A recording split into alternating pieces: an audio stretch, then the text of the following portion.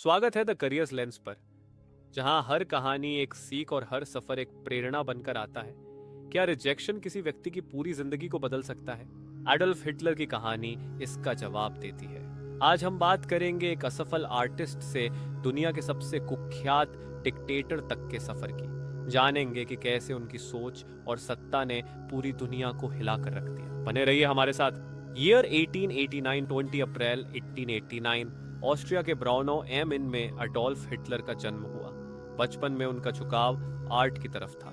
वह वियना की academy of fine arts में एडमिशन लेना चाहते थे, लेकिन उन्हें 2 बार रिजेक्ट कर दिया गया। यह रिजेक्शन उनके जीवन का पहला बड़ा झटका था, जिसने उनके व्यक्तित्व और सोच पर गहरा असर डाला।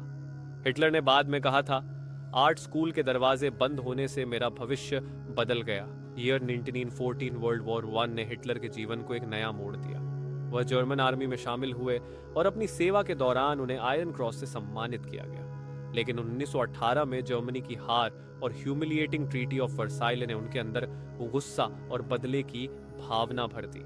इस हार ने हिटलर को यह यकीन दिलाया कि जर्मनी की बर्बादी के लिए जूस, कम्युनिस्ट्स और लिबरल्स जिम्मेदार थे। यहीं से उनकी खतरनाक आइडियोलॉजी की नींव रखी गई। हिटलर ने कहा था, यहूदी जर्मन संस्कृति के सबसे बड़े दुश्मन हैं। वॉर के बाद हिटलर ने national socialist German workers party यानी नाजी पार्टी ज्वाइन की। उनकी चरिज्मा और प्रभावशाली स्पीचेस ने जनता को आकर्षित किया। 1923 में उन्होंने बियर हॉल पुट्श के जरिए पावर हथियाने की कोशिश की। यह असफल रहा और उन्हें जेल भेज दिया गया। जेल में रहते हुए उन्होंने अपनी प्रसिद्ध किताब माइन काम्फ लिखी। इसमें उनकी विचारधारा और भविष्य की योजनाएं दर्ज थीं। 1933 में हिटलर जर्मनी के चांसलर बने। धीरे धीरे उन्होंने डेमोक्रेसी को खत्म कर डिक्टेटरशिप रजीम स्थापित किया। उन्होंने मीडिया, एजुकेशन और इकोनॉमी पर कंट्रोल किया और नाजी प्रोपेगेंडा से लोगों की सोच को पूरी तरह बदल दिया। ईयर 1939, हिटलर ने पोलैंड पर अटैक करके वर्ल्ड वॉर 2 की शुरुआत की।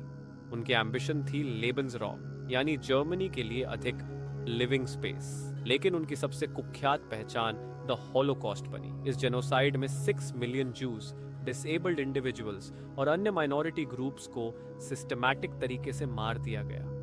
हिटलर के आदेश पर बनाए गए कंसंट्रेशन कैंप्स जैसे ऑश्विट्ज और दाचाउ इतिहास के सबसे भयानक स्थल बने।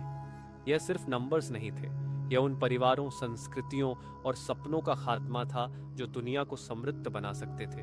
हिटलर की प्रोपेगेंडा स्ट्रैटेजी का आधार था, एक झूठ को बार बार बोलो और वह सच बन जाएगा। ईयर 1945 तक एलाइड फोर्सेस ने जर्मनी को हर तरफ से घेर लिया। हिटलर ने बर्लिन के बंकर में अपने अंतिम दिन बिताए।